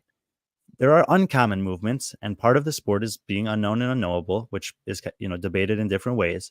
And I don't think that if you're going to introduce a brand new movement at the CrossFit Games that year, that you need to include it in the movement standards at the start of the season. But when you do introduce a new movement, it better be well thought out. It needs to be communicated to at least one of two groups well ahead of time, either the judges or the athletes. If both of them are introduced to something new in a small amount of time, that's when you're going to increase the likelihood for mistakes. That happened with second cut at the CrossFit Games in 2019 when there was clearly a big cut on the line, and they put in the double kettlebell shoulder to overhead with a standard that the judges and the athletes, to my knowledge, had not seen before. And you saw an inconsistent application of that. And that's a key word there. I'm actually more okay with bad judging across the board than inconsistent judging within a heat or an event. If you see one judge or one lane or two judges or two lanes that are making calls that are not similar with what's going on in the rest of them, that's where I think that there needs to be some kind of an intervention. But if everyone in the judging team has just clearly missed the standard and they're not enforcing something, that's, to me, is actually better than having a split. This one's from our buddy Rosa. Who's the cutest translator? Ooh, well, I mean, I cannot say Rosa because I'm afraid of Pat. So I'm going to go with Kelly from Asia. I don't know any other translators, so those are only two I really know. The cool thing about Korea, they had a volunteer team of 7 different translators, and they recognized that. It was really cool. There was a guy, Dmitry, who did all the Russian translation. It was awesome. And is that your answer then? Huh? Is that your answer? Dmitry? I mean, when I say Dmitry, what are you picturing? What are you? The end of my life? Oh, no, it was a tall, skinny Asian guy. Oh yeah, I was thinking a short Russian, burly, hairy guy with tattoo. Yeah. All right. Who's the most passionate? Oh my goodness. Question. That is such a difficult one. Oh, I did not prepare for this one. The most passionate competitor that I saw in person this year. Who actually was really passionate this year was Yella Hoste. Okay. The guy had a couple dynamic performances, and he let out some roars and some celebrations. I mean, maybe it's just his physical stature. He's so big. But I remember being like goosebumps on multiple occasions when he crossed the finish line. So that one pops off the page to me right away. Do you have someone that jumps out to you? Just kind of the same thing, but just after seeing him in semifinals and seeing him train, Seth Stovall. Seth Stovall is a good shot.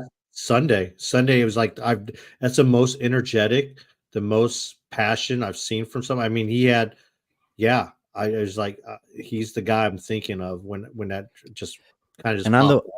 And on the women's side, I'm going to go NA East as well, and I think this might have been Shelby Neal, similar to Yella, totally different physique and size, so a lot easier to miss her. But I saw her passionate. I saw her excited, animated, dynamic, especially on Sunday. She, we interviewed her after the snatch ladder because, clearly Tia won it, but she just edged out Emma Lawson there at the end, and she was pumped up. And then, I mean, she'd been having good performances throughout the weekend and not really noticing her, but I remember her after that workout. And so off the cuff, I'll go with Yella and Shelby. Female, I'm going to go with Kyra Milligan. Yeah, another good call. Just throughout the whole weekend. I mean, now Seth's Sunday sticks out to me, but Kyra from day one, I mean, she's someone who hasn't, this has been the goal since she started doing CrossFit, was to make the games, and she was soaking it in. A lot of athletes, I tell them, I'm like, just soak in the moment. And she was there. She was present. She was soaking it in. There were a couple times she was like just acknowledging the crowd, just like every time she smiled, she was having I forgot which, the run where she finished 18th. She was so ecstatic over it and smiling over it, even down to her being announced going to the games. She knew she made the games, but to hear her name and then her to burst into tears like that and looking up at, Kiefer, I mean, he knows how hard she's worked. She's one of those athletes that you knew before she was with Underdogs. Yeah. And now you've seen the rise since joining up with that camp. Yeah. I mean, that kind of goes back to the, do camps really help athletes? Yes. Kyra's a perfect example. She was working out by herself in a corner of Excel, which is it's basically like a Globo gym in Utah. That's where the Buttery Bros worked out. And I was like, no, you need to get in a camp, and brought her to freaking Vegas. And, now look at her now. I mean, it's great. Look at her now. Yeah. So that's who I would go for passionate for women and someone to keep an eye on. Dude, I'm loving this format, by the way. Thank you guys for the questions. This is not a question, and I will admit it has flaws. But what if instead of allotting specific regions of number, the board did the work? So qualify. So if a certain reason I'm going to claims, read this one, Patrick, because you're Patrick, you're cutting out a little bit. I'll read this one. All right. Yeah. What if instead of allotting specific regions, a set number, the leaderboard did the work? So qualify whoever to semis, take the top 40. So certain reason claims they have more spots. It's up to the athletes to deliver. So this would go kind of towards that cross semifinal leaderboard that we talked about. They acknowledge in here that there's some different floor plans and different flaws with this system themselves. So a little bit more of a thought experiment. So I feel like it's something that's been thought about. The last chance qualifier was kind of an idea to address this to some extent, and recognize the fact that there's stronger regions that might be missing out on some athletes that could potentially do well at the games, which has been the case in some of those last chance qualifiers that have then gone on to do well at the games. But I think it also kind of shoots back to the general allocation of games qualifying spots conversation, where there's this other idea that I've thrown out there and many others have echoed, that you can have one spot per region and then allocate all the spots from there. I still am a big proponent of the one spot per region. And then after that, have some kind of way to kind of earn those spots. But I think that this idea in a vacuum that's being presented here takes away from the drama and excitement of the final day, of those qualifying spots, of that announcement on the floor. So I would probably not be in favor of this as it's presented.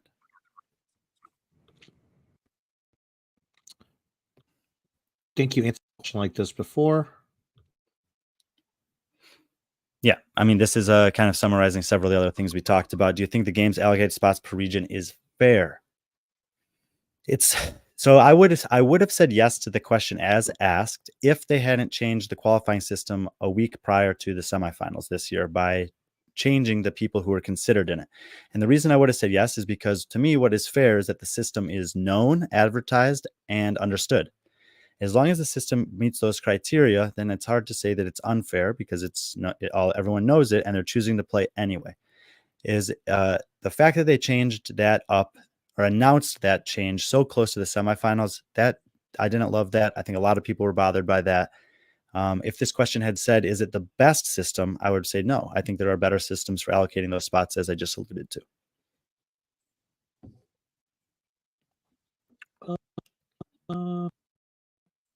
Well, this is a good one. I have a good one for this one too. Biggest surprise of the semis. Yeah, I mean, biggest surprise of the semi, you could go good or bad. And I think that the biggest surprise of the semis to me is that the guy who won the Open and the quarterfinals didn't even qualify for the CrossFit Games, and that's Jona Koski. So if you're going bad, I think that's for sure the biggest surprise. When we were setting up to do these, we basically said in every region there's a couple locks and then a lot of spots that are going to be up for grabs because these regions are super tough. And we said that Jona was a lock and he didn't make it. So it's hard for me to look anywhere else for biggest surprise. But if I was going to go on the positive sides of things, I'm looking at people like Callum Clements, Hattie Canyo, Chris Ibarra. I feel like I'm missing one other big one on the women's side that was just good the whole weekend that maybe we weren't expecting. But those are really positive surprises that jump off the page to me. Mine is a team. CrossFit 1124. I would counter that with CrossFit Kima. Ooh, yeah. That's another good one. Travis Williams in particular. Now, that whole team is impressive. They have Brody Borchardt, who's 6'6", Cody Vittetto, who's 5'3", and Alyssa Taylor, who I just got to know. But, Travis Williams had no shame in terms of his physique. No. And he had his shirt off on the run, and they did well on the run. Then he lifted 330 pounds in that complex, and I don't think anyone even realized that he was out there doing that. So he was a savage. They were impressive. 1124 is a good shout from the team side as well. Yeah, just in that stacked East field for them to finish third and their energy throughout.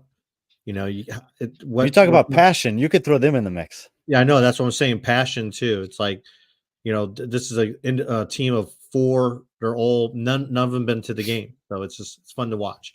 I'm really proud of Sydney Smith and Riley good on that team. That's really cool. Next question. Where did you feel the competition had the most meaningful effect? Affiliates or marketing for CFHQ?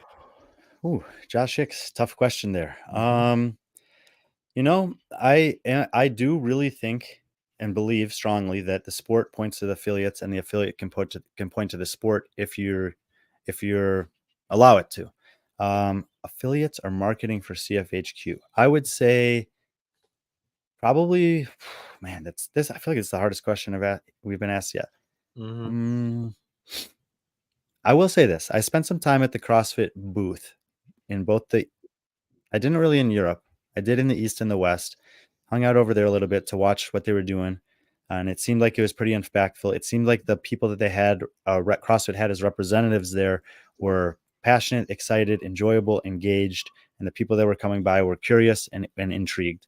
And in that regard, I'm just probably going to lean towards the affiliates, but I don't really feel I feel least prepared for this question of any of them.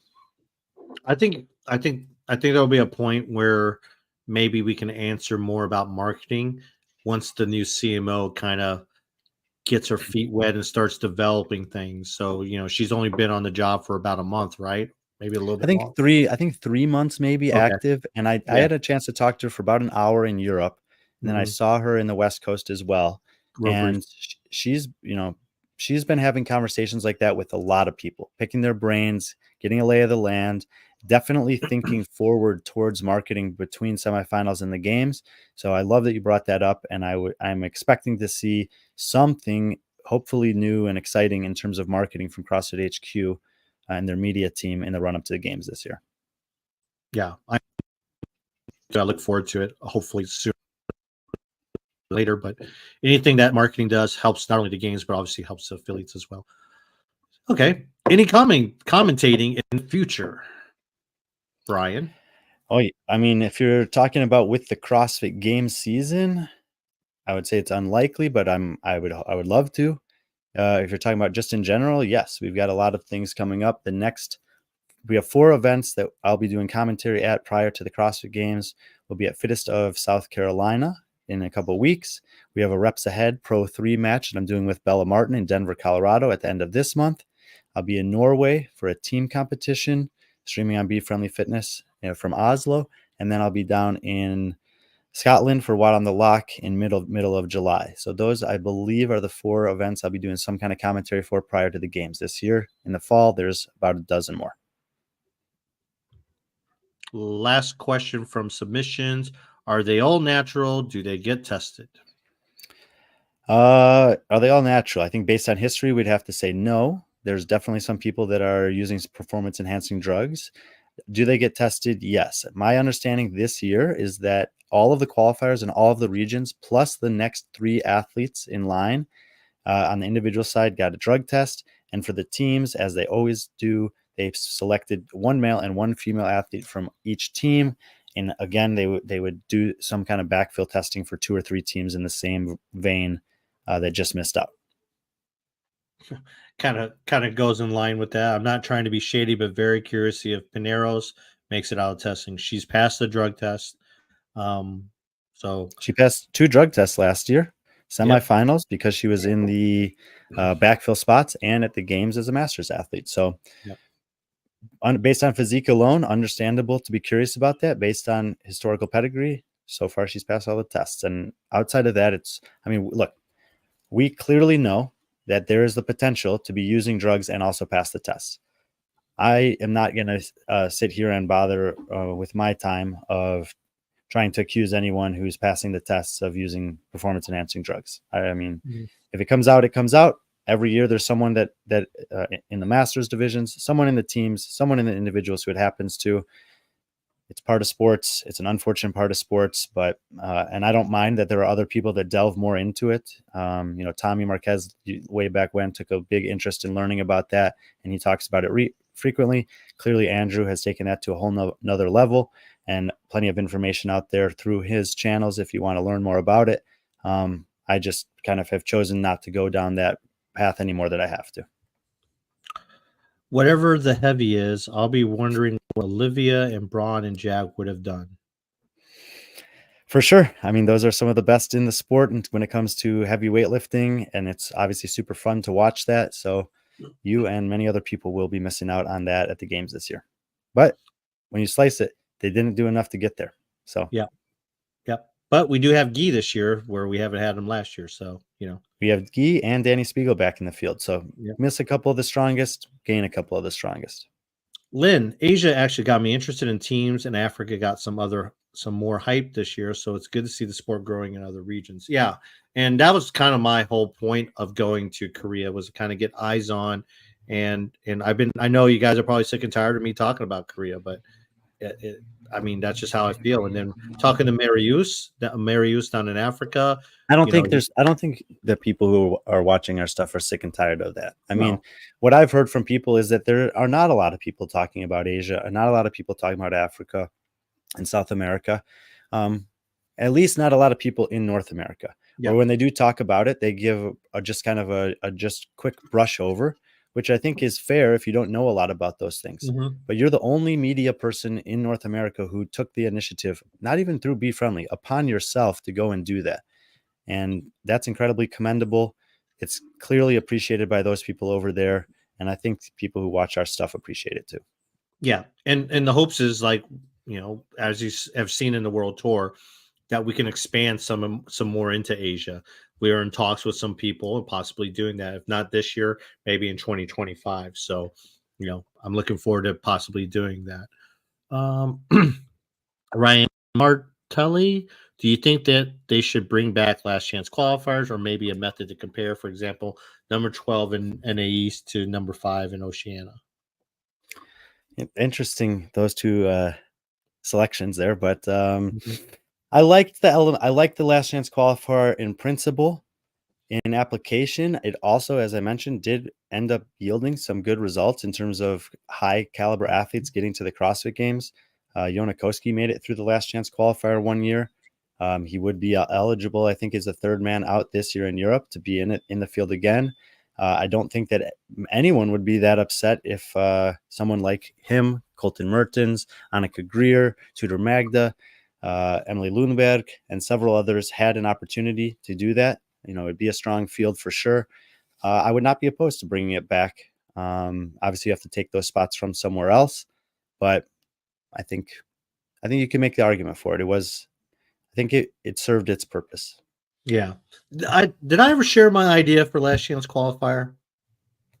Like, you basically have it the same. Well, Super made it. Thanks for not. You basically, when it was in Carson, the last chance qualifier was 2 weeks before the games. Well, a little before that, maybe. Yeah, a month but before. two. Well, you do it like 2 weeks before the games, and you have it at a location, an affiliate. And for instance, if you pick an affiliate in Chicago, and you bring all the athletes who are willing to travel, because if they're willing to travel, then they're taking it seriously. And whoever comes out of that, you do a live last chance qualifier, throw it up on YouTube. It's more programming, and what happens is whoever you get the 2 qualifying spots, but whoever's the next 2-3 finishers, you put on the demo team. So because they're already there anyway. Exactly. Yeah. That was my kind of like my thought, because then it would also start building up some hype. Yeah. In that case, of those, in that case, there's 10 athletes that compete in that's still going to be a part of the games. The 2 male and female qualifiers, and the 3 male and 3 female demo team athletes. Cool idea. I like it. Thank you. You never heard me talk about that before? I don't think I don't remember with the demo team, or maybe it's been a couple years. Yeah. CJ, another one. Annika, Folo, Kerstetter, Keel, and all the near misses should compete at all small events this year. I like to call them regional events, as many as they can. I hope they do. I don't know about as many as they can. I think that there's a value in competing in the off season. I think that for athletes of that caliber, 2 events in the off season is like the sweet spot. I don't have a problem with 3. I don't think, I'm never really a fan when I see 0. Yeah. Like, I look at an athlete like Jordan Sheffs. I don't know if she competed at all in the off season last year, and I made a big proclamation that I thought she would be a rookie that would make the games out of the East. She made a post today that said 13th again. And I'm just wondering from talking to other athletes who have made the games this year or last year after doing 1 or 2 off-season events, if there would be some value in that for her. You look at someone like Erica Folo. I mean, she took a chance this year and went individual. She had no idea how good she would do. She did put up a post, I think, yesterday that I thought was a good balance of some highs, some lows. I took some risks, and this is where the cards fell. She's an athlete I would love to see in the offseason. Annika and Kerstetter, they're still super young. I would love to see them in an off-season event or two. Kelsey Keel, she's kind of reminds me of Jorge Fernandez. She's made this decision. I'm going to go after an individual. I don't want to see either of those athletes give up on that. Therefore, I also want to see them at some off-season competitions. Patrick and I have made ourselves available to a big degree for athletes like that. And if you see the competitions we're working with and you see athletes like of this caliber that are getting there, there's a good chance that we were facilitating a conversation. Sometimes they work out, sometimes they don't, to try to get those athletes opportunities. And we've been really appreciative of the fact that athletes and coaches have reached out to us to ask about those things, because I think it's good for the athletes. I think it's great for the fans, especially if the athletes can travel to new places. They get to see different parts of the world. Different parts of the world get exposed to them. It kind of stirs up the pot in terms of the excitement level, because and really I'm hopeful, and I have heard some athletes from North America that are going to take a chance and go do a competition in Europe. That's what I really get excited about, because I think there's a big disconnect there. So I agree with that. They should do some off-season competitions. 2 to 3, perfect for me. Yeah, I think Annika did a good job last year. She did Madrid, and she also did Down Under. So I think, too, I mean, she's been notorious, been really good. I don't know what her plans are this year. I'd imagine she would do some of the upper levels, maybe even try Rogue again. I know when she did Rogue 2 years ago, it really did a number on her. But I have been talking to Erica Folo. She has plans to do 100%. For an athlete like her, she needs to get back on that competition floor. Same with Kerstetter and Keel. So Kelsey devoted a whole year to do this. It'd be a shame not to kind of see it off with some type of individual competition. All that fitness is there. Keep on doing, especially if she wants to give it another shot next year. Yeah, I mean, look, those were 6 workouts. You could look Wadapalooza, I think it was 5 workouts this year, and Rebecca Fuselier crushed it. Sometimes a slate of 5 or 6 workouts is going to be really good for an athlete like a Fuselier or a Keel, and sometimes a slate of 6 workouts, especially with this comment that Ryan made here. Most athletes who narrowly missed a spot said that it wasn't due to a mistake, but that the field was more talented. What does that mean for the very balanced programming moving forward? I think that there's, you could probably pick out some mistakes, and you can obviously see how talented these fields are just by the names that are missing out. But, you can learn a lot by doing really well in a competition. You can learn more by having some things exposed. Kelsey Keel has a great training environment, great mindset, great work ethic. So Jorge Fernandez, same thing. He can go back to the drawing board, identify some things that were opportunities coming out of this, hammer those down, maybe 3-4 months down the road, go to another competition. And they might be hoping, they'll be like, give me another handstand walk. Give me another ring muscle up, whatever the thing was that was a hold up for me. Let me see how much I've been able to improve it in 4 months working with my team, my coach, my program. Another athlete that needs to get competition experience, and I'm looking at specifically NorCal, if he can get an invite, is Seth Stovall.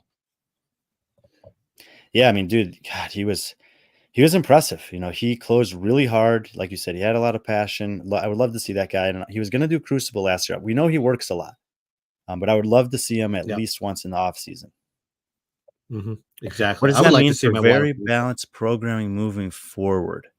I'm not entirely sure about what's being asked there. I think there were. It's hard for me. I'm not sure about the moving forward part. But when you look at the semifinal programming, and I haven't listened to what Chase, Bill, and Taylor said about it yet. I'm planning to listen to that on the drive back tomorrow. I still really think that Chase and Bill are, if you like programming, that they're a must listen for programming evaluation. The fact that they invited Taylor on, who's an exceptional programmer himself and competed in the semifinals at a very high level, that should be a very compelling episode. So if you haven't listened to it, I would imagine you get a lot out of it. The balance between, you hear Dave in the interview that you did with him say, this was a great test, well-rounded test of programming. Just look at the people who made it through. And then you see other people that say, well, look at the people that made it through, and it's the taller, bigger athletes. And there's been some, I think someone, I don't know if it was Helping maybe, who put something out today. There's been so much stuff coming out, and I've been actually trying not to work that much. Mm-hmm. There's been someone that put out like the highest correlation between a workout. Yeah, it was Helping. I couldn't log into my Google account where I was at. Between the workout that correlated most with making the games. I'm curious if that's workout number 3 or not. But because workout number 3 was the only workout that I felt like all 3 components of it really favored a specific athlete. Mm-hmm. Whereas on the other workouts, we saw a blend. The running workout, tall and short, could both do well. Rowing and handstand walking, same thing. Snatching, same thing. Final, same thing. We saw athletes of different body types, physiques, strengths, and weaknesses excel. That workout I felt like was really tough if you were short, because the box was high. It's a legless rope climb, so obviously shorter levers, higher off the ground, and the power output on the bike. So that's my general thoughts about the balance of semifinal programming. Look, I think that Dave and Boz have been doing a good job programming so far this year. I really like the old school feel of it. I think that capacity is being tested to the extent that it should be. I mean that the talent of the field is weeding out specialists on the athlete side. Does it also force 6 tests at semis that don't highlight specialists? So this is the kind of the counterpoint to, but we're missing out on athletes that won a bunch of events at the games or at the semifinals, like the Coltons, like the Uldis, to say like, yeah, these guys are amazing, but maybe they're not good enough all the way around to be at the CrossFit Games. I don't think that's the case in with those 2 athletes. I mean, obviously the games is the most well-rounded test we have. It has the most events or of any competition that we see over the most days of competition with the deepest field. And both of those guys have proven the ability to be inside the top 20 in the world or top half of a games field in recent memory. So I think I could see that both ways, but great thought there, Ryan. Helping, what's up, brother? Part of your interview with Dave where he mentions a full heat plus making it was telling. Could see 2 semis for Europe, 2 for NA East, 2 for NA West. Would need community-focused comp organizers. 100% agree. If you read into what Dave's saying, and there's always things that you can read into what Dave's saying, that's a fair conclusion to make. He also, I think you mentioned to him about the success of the community part of the competition there in Knoxville. Obviously, was talked about a lot in the French Throwdown with the French Throwdown in Europe for the semifinal there. And I think kind of to what you said earlier, it's just, can you find competitions that meet 3 criteria? 1, they're capable of running a successful community event alongside a semifinal. 2, CrossFit trusts them to do it. 3, they're willing to move to that time of year to get it done. So if there are enough people that the competitions that would be willing to do that, that does not account for this other element, which is, can they actually make money doing it? Which I don't know. I think that there's specific decisions that could be made about venue, broadcast expenses, etc. Those are 2 huge expenses. If you find a good solution for those 2 expenses to maybe split between more competitions, the broadcast cost, and don't go for super expensive, maybe you can find I actually talked to a guy from Hershey, Pennsylvania, who's on the local government committee there. And he was really cool talking to him. And he talked to Boz and some other guys there. So maybe there's an opportunity, but basically he was trying to get the city involved and get a cheap venue to run a competition.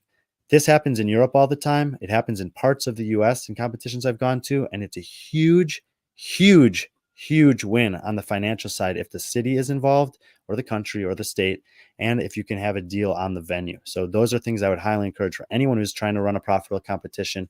And in this case, it would go a long way towards making semifinal competitions profitable, which is a huge element of many of the things we've talked about today. I think Wilson does a good job with, especially working with the city of Knoxville. That's why he has a great relationship with them, and I think he has that. Throwing this out there. If you went to downtown Knoxville and you looked at the light posts, there were banners for Syndicate Crown all up and down the main strip there. Well, the mayor of Knoxville is former professional wrestler Kane. So just saying. Just throwing this out there. 3 semifinals for North America. JR and Crash Crucible that becomes a semifinal on the East. Wilson stays in the Central in Knoxville. And then you let Dylan and Loud and Live have the West Coast, whether it be in Vegas. I think it should go back to Vegas personally. There was a huge cry on social media for Salt Lake City. which would be interesting to me. We will be in Salt Lake City for the Summit Games this year. I'm really excited to see what kind of a crowd moves out there. Adrian Conway's from Utah. He obviously was on the call for both the East and the West this year. He's a huge part of the seminar staff, just everything. I mean, he's just involved in everything. But so Vegas was successful the year we were there. You thought, and I would be curious. I'm curious to see how Salt Lake City is for the West Coast. Yeah. Lynn, also, I wish CrossFit did an analysis. Here, you read it. I wish CrossFit did an analysis. In the North America East, most of the people I talked to were less than 7 years in the sport. To Carson nostalgia wouldn't resonate if most of the people buying tickets didn't connect with Carson. So this is she's in the East talking to people who've been doing CrossFit less than 7 years. And she's reflecting on the fact that in the West, they were at a venue that hasn't hosted the CrossFit Games in 8 years, meaning that a majority of the people she interacted with would not have even been exposed to CrossFit at the time that CrossFit left Carson, California. And so very, very relevant thought. If you think about the people that have traveled to Carson in the past, they've traveled there for the CrossFit Games. So unless they live in California, it might not be worth it for them to travel back there for a semifinal. If there are people that are willing to travel and they're, outside of their local regional spot, they're probably going to choose the CrossFit Games to do that. And they probably already booked their tickets for that a long time ago. So I think this is a super relevant point. I don't fault Loud and Live for going back there. Like I said, personally, it was a really touching and meaningful thing for me. I talked to a lot of people there who felt the same thing. I know there were other people there like around the world, like Chase Ingram, who was sad that he wasn't a part of it because of that particular thing. But it's a very, very fair point when you're thinking about getting people to a competition. And I think it's also good to recognize that there is a huge group of people that are heavily interested in this sport that have not been around for that long. And understanding that is first of all a good sign for the continuing growth of the sport, the methodology, and just general interest in CrossFit. But it's a good thing for event organizers to be aware of when making plans in the future. Great comment there. Thank you for sharing that, Lynn. Yeah, thanks, Lynn. And last one from J.O. Hey, I will say, J.O., I got to see him out west. We got to see him out east. I'm looking forward to seeing what he reached out to Aaron, reached out to some other athletes. They got some stuff planned. I can't wait to see what they put out. But I think some of the stuff they did with Ariel is already out. But yeah, so give J.O. here a good old following. Happy D-Day to you. I guess it's not really happy D-Day, but my former Army guy right here. But yesterday was the 80th anniversary of D-Day. So when I think of Jonathan, I think of great smile, great hug, and I love that his picture represents the only one of those that a picture can. Yep. So, but that was it. All the we made it through. And Ariel's is out already. Yep. I'll be checking that out. I got a big queue of things to check out. Like I said, I've been trying to decompress and detach a little bit this week. I'll be full back in the grind once I get home tomorrow, planning, prepping, consuming content, doing everything that I can to try to keep up to date. But there will be some good stuff coming out. If you haven't seen this, go check it out. Ariel, Dylan, the whole crew are obviously super entertaining. Here's a reminder of some of the stuff we have coming up this week. As Patrick said at the start of the show, 4 friendly conversations with 4 CrossFit Games qualifier, Kringle and Semenza, Lightfoot and Hoffer. We also will have Halpin and Barkley on Sunday night for a deep dive into the Rogue and new worldwide rankings stuff that CrossFit put out, which I haven't really gotten a chance to see yet. I actually don't think I'm going to look into it. I'm just going to go into that kind of blind and let them explain it to me as if I don't know. Since there will obviously be people that also don't know that much about it or don't have the time to delve into it the way that they can. And of course, as always, thank you to HCR CBD. Use code FRIEND20 for 20% off. These guys have been a tremendous support for us. If you haven't already heard of them through Taylor Self or the stuff that we're doing, he's a huge asset in terms of being able to talk about the testimonial from an athlete side of things, but it's just as good for the layperson. I went for, I did a tough workout yesterday. There's like a 600-meter out and back here, 300 down, 300 back, and it's a big hill. So I did some running, some push-ups, some squats. I don't have any weights here, and that hill was a killer. And I used the relief stick on the calves and the hip after I showered last night to help recover from it. So check those guys out. They're good people. Yeah. I'm looking forward to all 4 of these, quite frankly. Well, these interviews next week. I'm looking forward to all of them. I mean, Harry, you haven't had a chance to talk to Harry. I mean, not in this setup, but we were able to talk to Wadapalooza. If you get a chance, read the descriptions. Yeah, and then obviously a big fan of Paige. I've known Paige for a while. I had fun making that. Man. 6 games is no joke. Yeah.